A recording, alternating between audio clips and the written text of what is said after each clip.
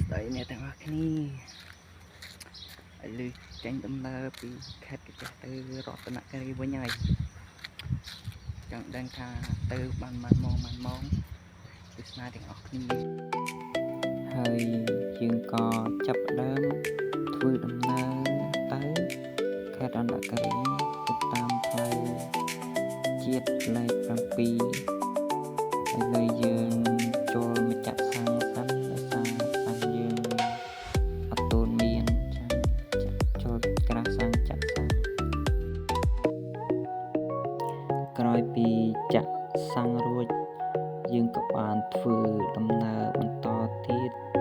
ទៅកាន់ខេត្តស្ទឹងត្រែងមុនទៅរតនគិរីជិះទៅតាមផ្លូវរយៈពេលទូជា1ម៉ោងខ្លះទៅដល់ស្ទឹងត្រែងហើយតែយើងធ្វើដំណើរមកដល់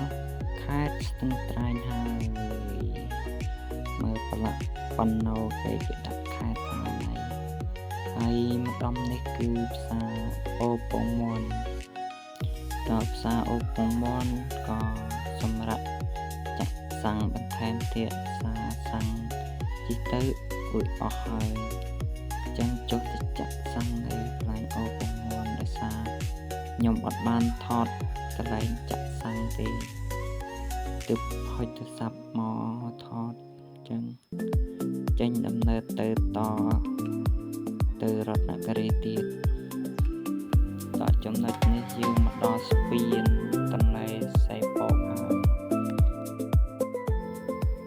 ហើយយើងក៏បានធ្វើដំណើរមកដល់ក្រុងបានលុង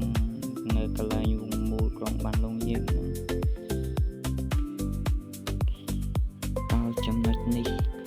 ចុះមកលេងបឹងកិតសែងទេទៅលេងបឹងកិតសែងឲ្យបានត្រេះសាជាងទៅយូរពេកចឹងត្រូវការលំហែក្បាលចុះទៅលេងបឹងកិតសែងយើងមកដល់បឹងកិតសែងដល់នេះក៏ต้องម៉ោង